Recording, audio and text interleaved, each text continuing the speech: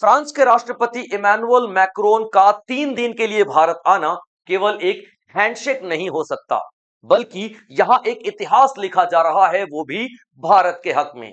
क्योंकि अब 36-26 नहीं, कुल 176 राफेल भारत के आसमान में उड़ेंगे।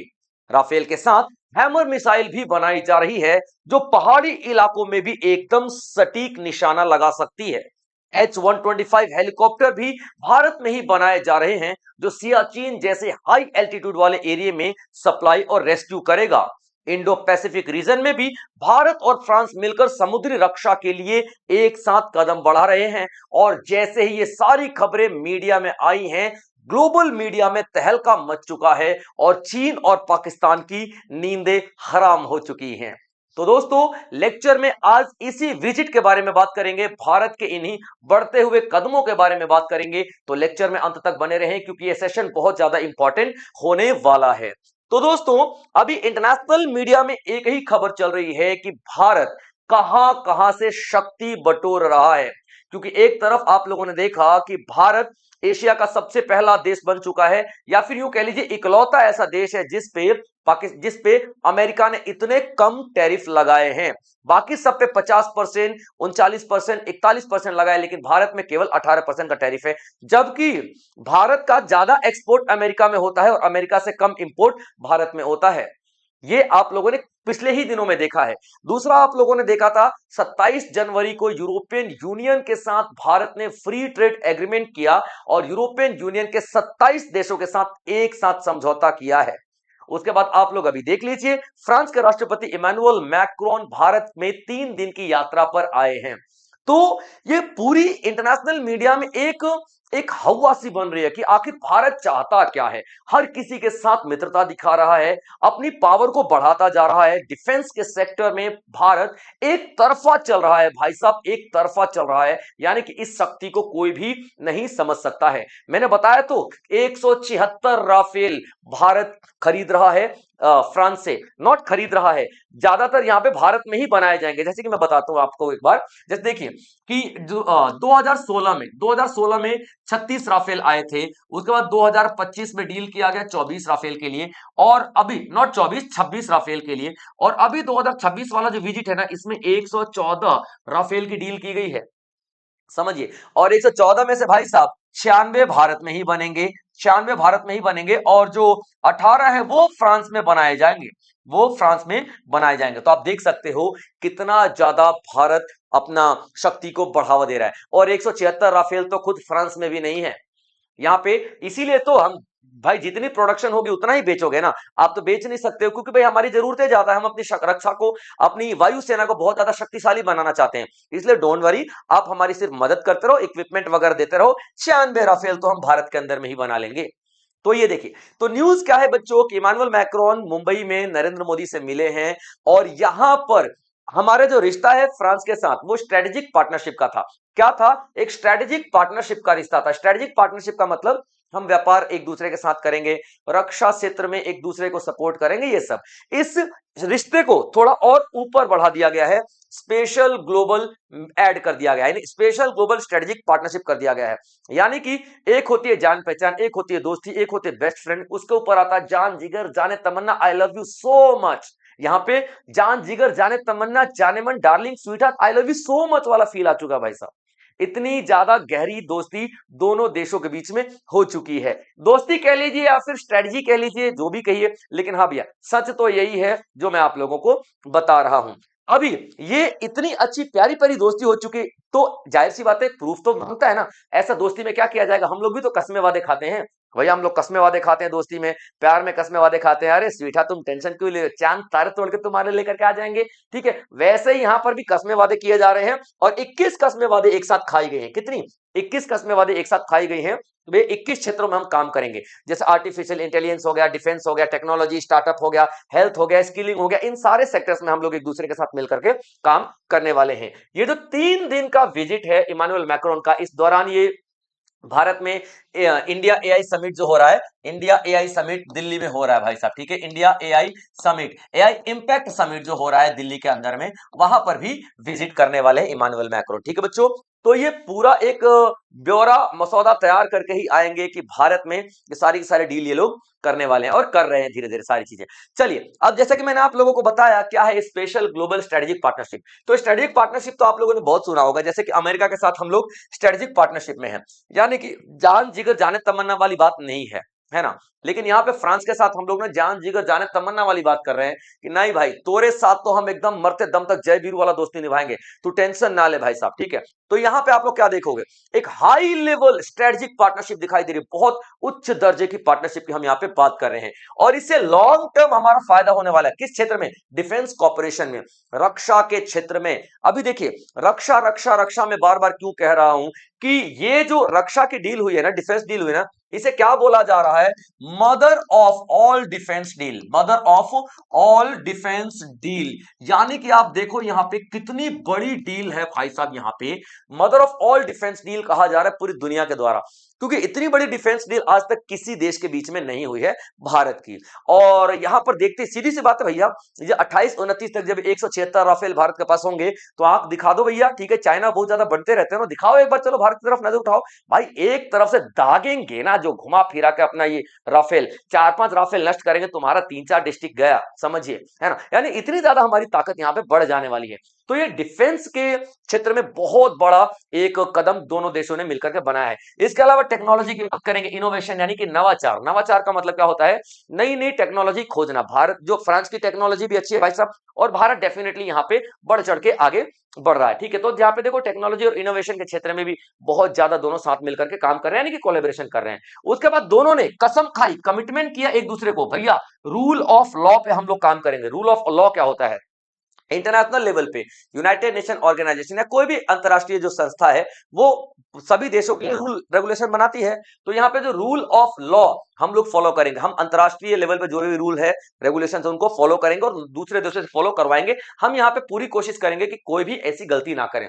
उसके बाद मल्टीपोलर जो दुनिया है, मल्टीपोलर दुनिया है, उसको बढ़ावा देंगे।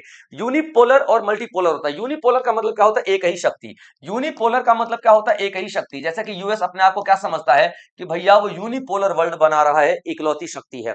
मल्टीपोलर का मतलब क्या होता है? नहीं भाई, तुम इकलौती शक्ति नहीं हो, बहुत सारी शक्तियां यहाँ पे। इनफैक्ट इंडिया भी एक बहुत बड़ी शक्ति बनकर उभर रहा है। तो मल्टीपोलर दुनिया को हम लोग यहाँ पे सपोर्ट करेंगे। ये सब कुछ देख के आप लोगों को नहीं लगता है, ठीक है, क्या गले लगा लो भैया, इमैनुअल मैक्रोन को बोलो भाई, सही बात है। तो देखो कितना डीप ट्रस्ट वाली फीलिंग दोनों देशों के बीच में यहाँ पर दिखाई दे रही है। अब चलिए एक एक पॉइंट पर हम लोग डिटेल में बात करते हैं, ठीक है बच्चों।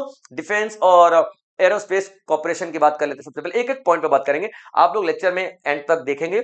और जो भाई भी यहाँ पर, बहन है यहाँ पे, जो भी लेक्चर में नए हैं, तो सब्सक्राइब जरूर कीजिएगा। आपका सब्सक्रिप्शन हमें बहुत ज्यादा हौसला देता है, ठीक है बच्चों। चलिए, तो जॉइंट मैन्युफैक्चरिंग, अभी देखिए साथ में मिलकर के हम लोग क्या बनाने वाले, मैंने बताया रक्षा, डिफेंस के क्षेत्र में हम लोग ताबड़तोड़ आगे बढ़ रहे हैं, ताबड़तोड़ आगे बढ़ रहे हैं भाई साहब। तो यहाँ पे देखो डिफेंस के क्षेत्र में हम लोग H-125 हेलीकॉप्टर बना रहे हैं। ये बहुत ही हल्का हेलीकॉप्टर रहने वाला है, बहुत ही हल्का हेलीकॉप्टर है, जो कि एल्यूमिनियम बॉडी से बनाया जा रहा है। तो ऊंची ऊंचाई पर, पहाड़ों में भी ये इजिली ट्रेवल कर सकता है, इजिली जा सकता है। तो एक हल्का हेलीकॉप्टर आप लोगों को यहाँ पे देखने के लिए मिलेगा, ठीक है बच्चों।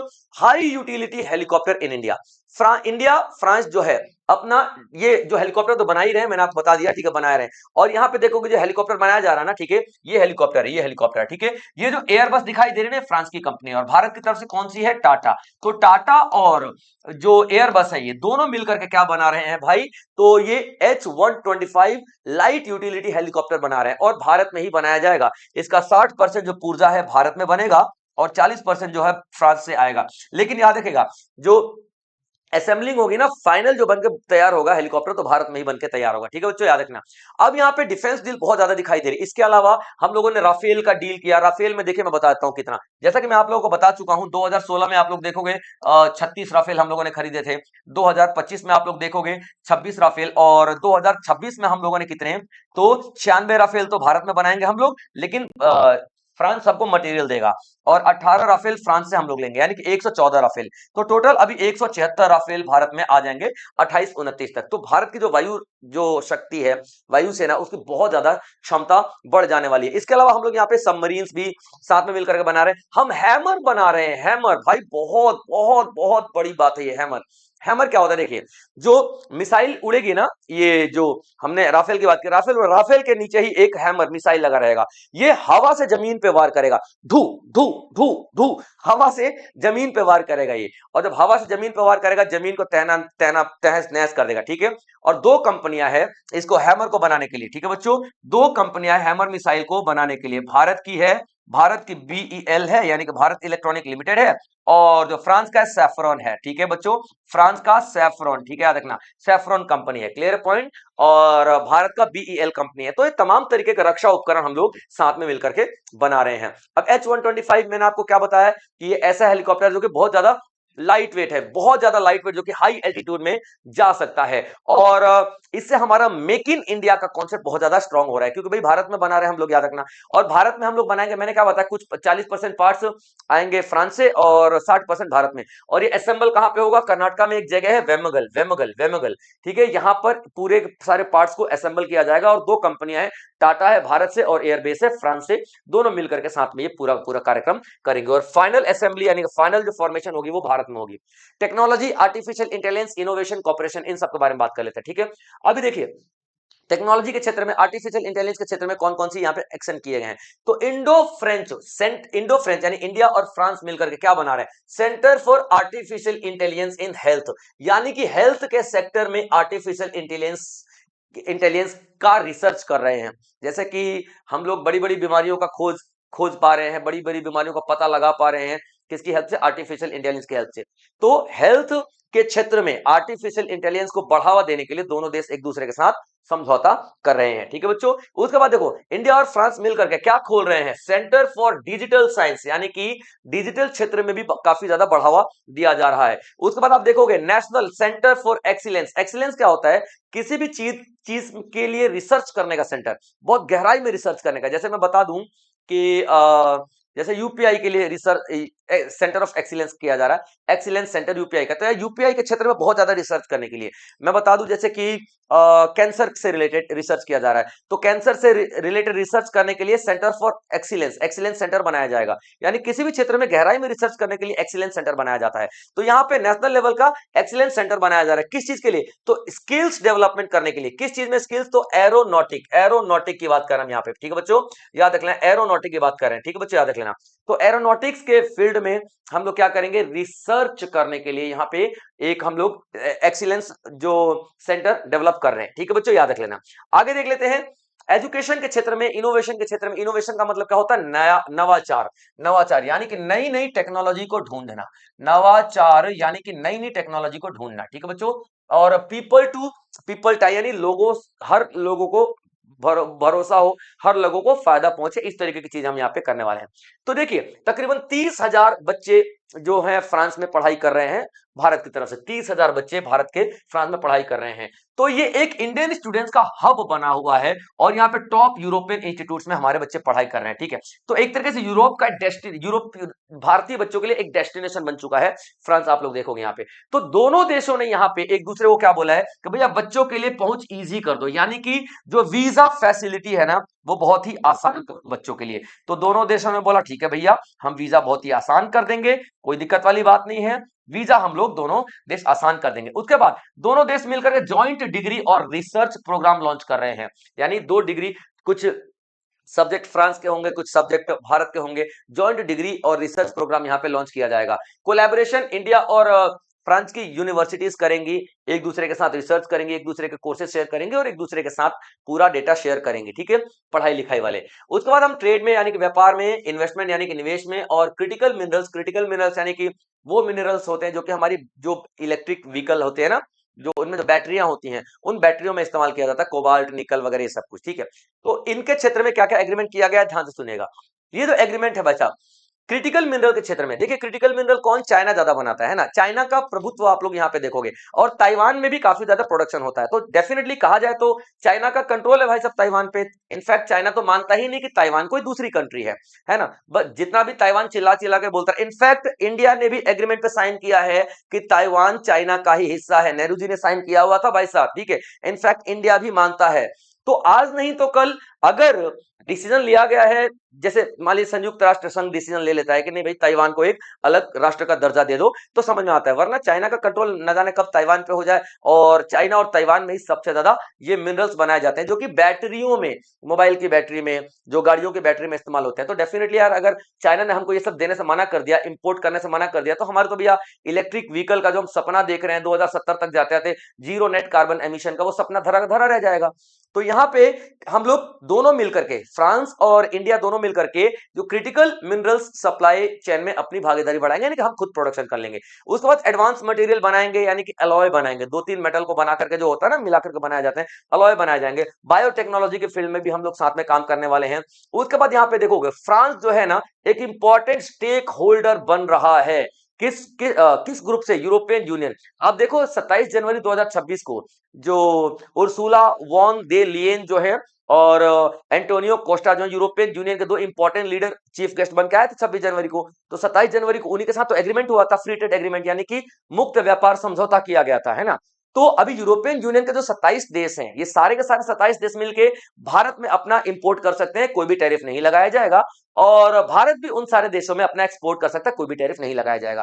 तो उसी जो यूरोपियन यूनियन के 27 देशों में से ही तो एक फ्रांस है। तो फ्रांस बढ़ चढ़ के हिस्सा ले रहा है। इसका मतलब यह है कि यूरोपियन यूनियन के 27 देशों में सबसे ज्यादा हम लोग फ्रांस के क्लोज हैं, क्योंकि फ्रांस के साथ हम लोग इंडिविजुअल डील कर रहे हैं। क्लियर बच्चों? यहाँ पे याद रखेगा। तो फ्रांस एक अहम रोल निभा रहा है। अब देखते हैं यहाँ पे एक बहुत बड़ा डिसीजन कि 2026 को India France year of the innovation declare किया गया। अब देखिए ईयर का मतलब क्या होता है, ईयर ऑफ द इनोवेशन का मतलब क्या होता है। जैसे देखिए कि हम लोग सोचते हैं कि 2026 को दूध उत्पादन के लिए, जैसे कि मान लीजिए एक एग्जांपल दे लूं, मध्य प्रदेश ने अभी अनाउंसमेंट किया था year of the milk production माना जाएगा, यानी कि 2026 जो है year of the milk production के लिए पूरा 2026 को डेडिकेट कर दिया जाएगा। सरकार जो भी स्कीम लेकर के आएगी वो मिल्क प्रोडक्शन के लिए लेकर के आएगी, गाय खरीदने के लिए सब्सिडी देगी, स्कीम्स लॉन्च करेगी।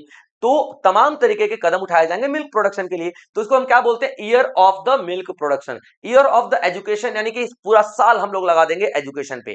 वैसे ही 2026 को इंडिया और फ्रांस ने क्या बोला है? Year of the innovation. Innovation का मतलब क्या होता है? नवाचार, यानी कि नई नई टेक्नोलॉजीज को ढूंढना, ठीक है। नई नई टेक्नोलॉजी का निजात करना, नई नई टेक्नोलॉजी को ढूंढना नवाचार कहलाता है। ठीक है बच्चों, याद रखना। तो यहां पे आप लोग देखोगे कि 2026 में दोनों देश मिलकर के एक दूसरे का सपोर्ट कर खूब नवाचार करेंगे, खूब इनोवेशन करेंगे। तो year of the innovation declare किया गया है दोनों देशों के द्वारा। ठीक है, यहां पे याद रखना। और यहां पे किन किन चीजों पे बात की जा रही है? तो स्टार्टअप पे बात किया जा रहा है कि भैया स्टार्टअप पे खूब हम लोग काम करेंगे, तभी तो नवाचार होगा ना भाई साहब। रिसर्च एंड डेवलपमेंट पे काम करेंगे और खासकर स्टूडेंट्स पे काम करेंगे, क्योंकि स्टूडेंट्स ही दोनों देशों के भविष्य हैं। और यहाँ पे स्कॉलर्स एक्सचेंज पे काम करेंगे, जैसे भारत के विद्यार्थियों को जरूरत पड़ेगी वहां के यूनिवर्सिटीज के टीचर की, तो बुलाएंगे भाई साहब, नो डाउट। और भारत के जो यूनिवर्सिटीज के बड़े बड़े टीचर्स हैं उनकी जरूरत पड़ेगी, फ्रांस में तो जाएंगे ये लोग। तो ये स्कॉलर्स का भी एक्सचेंज किया जाएगा। ये बेहतरीन तरीके की प्लानिंग यहां पर इस बार किया जा रहा है फ्रांस के साथ। अभी देख लीजिए, ये तो था इंडिया और फ्रांस का। तो ग्लोबल लेवल पे हम लोग क्या करने वाले हैं? जैसे होता है ना कि भाई हम दोनों तो दोस्त हैं आपस में, नो डाउट, ठीक है, आई लव यू टू। लेकिन भैया हम लोग दुनिया के साथ क्या कर रहे हैं, दुनिया के लिए क्या डिसीजन लेने वाले हैं, वहां पे बात कर लेते हैं। पूरी दुनिया में हम लोगों ने कसम खा रखी है, यानी कि फ्रांस और भारत कसम खा रहा है कि भैया टेररिज्म को तो ना पनपने देंगे। भाई टेररिज्म के खिलाफ जहां पर भी वोटिंग करनी होगी यूनाइटेड नेशन में हम लोग वोटिंग करेंगे, जहां पर भी एक्शन लेना होगा हम लोग एक्शन लेंगे। ठीक है, रूल ऑफ लॉ को फॉलो करेंगे। पूरी दुनिया के लिए जो रूल बनाए गए हैं, सभी राष्ट्रों के लिए जो रूल बनाए गए नियम कानून, हम उसको फॉलो करेंगे। मल्टीलैटरलिज्म को बढ़ावा देंगे, यानी कि कोई एक शक्ति नहीं रहेगी, बहुत सारे देश मिलेंगे, सबका अपना अपना रोल होगा। ऐसा नहीं कि खाली यूनाइटेड जो यूएस है, यूनाइटेड स्टेट ऑफ अमेरिका जो है, यही आपका सिर्फ एक शक्ति बनेगा, ऐसा कुछ भी नहीं होने वाला। ठीक है, हम लोग इंडो पैसिफिक रीजन में एक दूसरे का साथ देंगे। Indo Pacific region is very important, यानी जो हिंद महासागर वाला एरिया है। तो देखिए भारत के लिए तो इंपॉर्टेंट है ही हिंद महासागर वाला एरिया, इंडो पैसिफिक रीजन, क्योंकि चाइना की नजर है इंडो पैसिफिक रीजन में और भारत काउंटर करना चाहता है चाइना को, कि चाइना की शक्ति बढ़े नहीं भाई साहब। और इनफैक्ट इस वाले रीजन में यूएसए भी हमारा साथ दे रहा है, क्योंकि यूएसए का भी इंटरेस्ट इंडो पैसिफिक रीजन में है, मिलिट्री बेस बनाने के लिए, नेवल बेस बनाने के लिए, क्योंकि वो भी चाइना को रोकना चाहता है भाई साहब। अब इन सारे खिचड़ी के बीच में फ्रांस आ जाता है, क्योंकि फ्रांस का भी एक आइलैंड है यहाँ पर, ठीक है, रीयूनियन आइलैंड आपको दिखाई देगा, रीयूनियन आइलैंड। तो वो भी चाहता है कि उसका भी आइलैंड सुरक्षित रहे। तो ये भारत और फ्रांस ने इंडो पैसिफिक रीजन में मिलिट्री, जो मिलिट्री तो नहीं करेंगे क्योंकि समुद्री एक्सरसाइज है, तो नेवी एक्सरसाइज साथ में करेंगे, कर भी रहे हैं बहुत सारा, हम लोग देखेंगे, है ना। और बहुत सारे इक्विपमेंट हम लोग डिप्लॉय करेंगे, एक दूसरे के साथ शेयर करेंगे, हथियार वगैरह, शिप वगैरह, बहुत सारी चीजें यहां पर की जाएंगी। एशिया, वेस्ट एशिया में भी सेम काम करेंगे हम लोग, यानी कि शांति स्थापित करने की बात करेंगे। यूक्रेन का जो वॉर चल रहा है रशिया के साथ, उसको हम लोग ठीक करने की कोशिश करेंगे, वार्तालाप करेंगे, बातचीत करेंगे, देखते हैं रशिया मानता है कि नहीं मानता है। तो हम लोग एफर्ट तो अपना करने ही वाले हैं, ठीक है बच्चों। अब इन सबसे भारत का क्या फायदा होने वाला है, ध्यान सुनिए। सबसे भारत में आप देखोगे डिफेंस इंडिजनाइजेशन हो रहा है, डिफेंस इंडिजनाइजेशन, यानी कि राफेल की बात करो, ठीक है, तो राफेल को भैया 96 राफेल तो हम भारत में बनाने वाले हैं। हैमर की बात कर लेते हैं, हैमर मिसाइल, ठीक है, ये भी हम लोग भारत कर्नाटका में ही बनाने वाले हैं, ठीक है, याद रखना, भारत कर्नाटका में ही बनाने वाले हैं। और जो H125 जो हेलीकॉप्टर है, ठीक है, हेलीकॉप्टर है, ये भी भैया भारत में ही बनाने वाले हैं, क्योंकि यहाँ पे टाटा और एयरबस मिलकर बनाने वाले हैं। टाटा और एयरबस, एयरबस फ्रांस की और टाटा जो है आपका इंडिया का, ये दो कंपनियां। तो भैया हम इंडिजनाइजेशन कर रहे हैं, यानी भारतीयता ला रहे हैं अपने उत्पादों में, क्योंकि भारत में सारे सारे उत्पाद होने वाले हैं। अब इससे हमारी टेक्नोलॉजी काफी ज्यादा एडवांस हो जाएगी, रिसर्च एंड डेवलपमेंट हमारी बढ़ेगी। उसके बाद जॉब्स बहुत ज्यादा क्रिएट होंगे, स्टार्टअप्स बहुत ज्यादा आएंगे, और बहुत ज्यादा डिमांड बढ़ेगी हमारे देशों में। जो भारत के अंदर जो उत्पादन हो रहे हैं उन सारे सामानों की डिमांड बढ़ेगी, रक्षा उपकरण को लोग खरीदेंगे भारत से। अभी तक काफी देशों से हम लोग खरीदते आए थे, लेकिन अब देखो धीरे धीरे हम लोग प्रोडक्शन कर रहे हैं और बहुत सारे देश हमसे खरीद रहे हैं। उल्टा हम लोग डिफेंस का एक्सपो भी लगाते हैं, यानी एग्जीबिशन भी लगाते हैं कि ये हमारे हथियार है भाई साहब, जिसको डील करना है करो, हमारे साथ खरीदना है करो। ये सारी की सारी चीजें आप लोगों को देखने के लिए मिलेंगी। तो दोस्तों ये था हमारा आज का लेक्चर, एंड आई होप आप लोगों ने एंजॉय जरूर किया होगा। और अगर आप लोगों का लेक्चर समझ में आ रहा है बच्चों, तो आप लोग छोटे छोटे नोट्स जरूर बनाएं। और जो भी भाई बहन इस प्लेटफॉर्म पे नए हैं, चैनल को सब्सक्राइब जरूर कर लीजिएगा दोस्तों। मैं बार बार बोल रहा हूं, आपका सब्सक्रिप्शन हमारे लिए बहुत ज्यादा इंपॉर्टेंट होता है। और कमेंट बॉक्स में अपने व्यूज जरूर दीजिएगा दोस्तों। जय हिंद।